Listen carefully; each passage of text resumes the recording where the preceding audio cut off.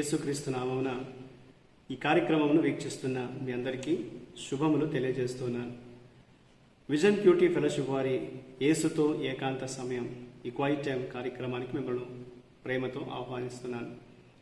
కీర్తన గ్రంథాన్ని మనం ధ్యానం చేస్తున్నాం.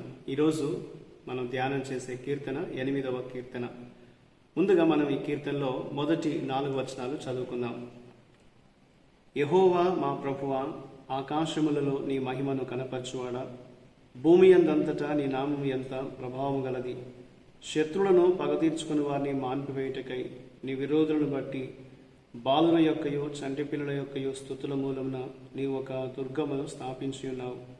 నీ చేతి పని అయిన నీ ఆకాశములను నీవు కలుగజేసిన చంద్ర నక్షత్రం నేను చూడగా, నువ్వు మనుషుని జ్ఞాపకం చేసుకున్నటకు వాడేపాటివాడు, నీవు నరపుత్రుని దర్శించుటకు వాడేపాటివాడు. ఈనాటి లేఖన భాగం ఆధారంగా మనం ఏర్పాటు చేసుకున్న అంశం ఏదనగా ప్రభు యొక్క మహిమాన్విత నామం, the glorious name of the lord. నేటి వాక్య భాగం యొక్క సారాంశాన్ని మనం గమనించినట్లయితే, కీర్తనకారుడు రాత్రి ఆకాశాన్ని తదేకంగా చూస్తూ దేవుని మహోన్నత మహిమ ఈ ప్రపంచమంతటిని ఎలా నింపిందో తను గ్రహించి దేవుని స్తుతించినట్లుగా ఈ కీర్తనలో మనం చూడగలం. దేవుని మహిమ ఎంత స్పష్టంగా ఉందంటే చిన్నపిల్లలు కూడా దాన్ని గుర్తించగలరని, అంతేకాక దేవుని నిరాకరించే వారి నోళ్లను అది మూసివేస్తుందని ఆయన పేర్కొన్నట్లుగా మనం చూడగలం. కీర్తనకారుడు చంద్రుని మరియు నక్షత్రాలను చూస్తున్నప్పుడు దేవుని అద్భుతమైన సృష్టి నైపుణ్యాన్ని, మానవుల పట్ల ఆయనకున్న నిశ్చితమైన శ్రద్ధను చూసి ఆశ్చర్యపోయాడు. దేవుడు మానవుని ఎంతగా జ్ఞాపకం చేసుకుంటున్నాడో ఆయన తలంచినట్లుగా కీర్తనలో చూడగలం. ఈ ప్రపంచంపై ఆధిపత్యం వహించేలా దేవుడు మానవులను అత్యున్నతమైన స్థానంలో ఉంచాడని ఆయన గ్రహించినట్లుగా కీర్తనలో మనం చూడగలం. ఈ ప్రపంచం అంతటా వెల్లడి చేయబడినటువంటి దేవుని మహిమను కీర్తనకారుడు స్తుతించి ఉన్నాడు. ఈ భాగంలో దేవుడు ఏమై ఉన్నాడు ఈ కీర్తనలో అని మనం గమనించినట్లయితే 4 నుండి 8 వచనాల్లో ఈ ప్రపంచాన్ని, ఈ లోకాన్ని సంరక్షించేటువంటి బాధ్యతను దేవుడు మానవులకు అప్పగించాడు. మానవులను ఆయన ఎంత అమూల్యమైన వారిగా పరిగణిస్తున్నాడంటే ఆయన ప్రతినిత్యము వారిని జ్ఞాపకం చేసుకుంటున్నాడు అనేది మనం లేఖనంలో మనం చూడగలుగుతున్నాం. మన పరిమితులను, ఆయన మనకు అందించినటువంటి విశేషమైన ఆధిక్యతలను మనం జ్ఞాపకం చేసుకున్నప్పుడు దేవుడు మన పట్ల ఎంత శ్రద్ధ వహిస్తున్నాడో మనకు అర్థమవుతోంది. మనము దేవుడు మనకిచ్చినటువంటి పిలుపును నెరవేరుస్తూనే మనం మరింతగా మానవీయమైనటువంటి రీతిలో సరి అయినటువంటి బాధ్యత కలిగి మనం జీవించాలనేది దేవుడు మనకి వాక్యాన్ని బట్టి గుర్తు చేస్తూ ఉన్నాడు. ఇందులో 9వ వచనం ఆధారంగా మనం జ్ఞాపకం చేసుకోవాల్సింది ఏమనగా, మానవులు ఎంత ప్రత్యేకమైన వారైనప్పటికీ మనము స్తుతులకు అర్హులం కాదు. దేవుడు మాత్రమే ఆయన స్తుతి పొందదగిన వాడు అనేది లేఖనాలు మనకు స్పష్టంగా తెలియజేస్తున్నాయి. మనల్ని శ్రేష్ఠులుగా చేసిన దేవుడు మాత్రమే స్తుతికి అర్హుడు. కాబట్టి మనం ఎల్లప్పుడూ ఆయన్ని స్తుతించాలి. ఆయన మన కొరకు కలగజేసినటువంటి సృష్టిని మనం చూసి దేవుని గణపరచాలి అనేది దేవుడు మనకు ఈ కీర్తన ద్వారా గుర్తు చేస్తున్నాడు. కీర్తనకారుడు మానవుల గురించి మాట్లాడాడు, కానీ ఈ కీర్తన అంతట్లో కూడా అతని దృష్టి దేవుని పైన మాత్రమే ఆయన ఉంచినట్లుగా మనం చూడగలం.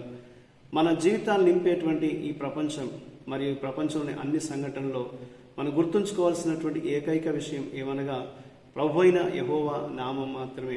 ఆయన నామము పూజింపదగినది. కాబట్టి మనం నిరంతరము ఆయన మహిమాన్వితమైన నామాన్ని కొనియాడేవారుగా జీవించాలనేది, మన జీవితాల ద్వారా ప్రభువును మనం గణపరుస్తూ ఉండాలనేది ఈ కీర్తన మనకు తెలియజేస్తుంది. కాబట్టి మన అనుదిన జీవితంలో దేవుడు మనకిచ్చిన బాధ్యతల్ని, దేవుడు మనకిచ్చిన ఆధిక్యతల్ని మనం గుర్తు చేసుకుంటూ దేవుడు మనకిచ్చినటువంటి ప్రతి పనిని కూడా సరిగ్గా నెరవేరుస్తూ దేవుని గణపరిచేవారుగా ఉండాలి అనేది దేవుడు మనకు జ్ఞాపకం చేస్తున్నాడు. ఆయన నామాన్ని గణపరుస్తూ ఆయన స్తుతించి దేవుని మనం కొనియాడాలనేది ఈ కీర్తనలో మనం చూడగలుగుతూ ఉంటున్నాం. కాబట్టి ప్రతిరోజు కూడా మన అనుదిన జీవితాన్ని సరిగ్గా మనం జీవిస్తూ దేవుని యొక్క మహిమను, దేవుడి లోకంలో మన కొరకు ఆయన కనపరుస్తుండగా మనం ఆయన శక్తిని గుర్తించి దేవునికి తగినటువంటి వారిగా మనం జీవించాలనేది దేవుడు మనకు జ్ఞాపకం చేస్తున్నాడు. ఆకాశాలు దేవుని మహిమను వివరిస్తున్నాయి అనేది మన కీర్తనలో చూడగలుగుతూ ఉంటాం. అంతరిక్షము ఆయన గొప్పతనాన్ని తెలియజేస్తుంది.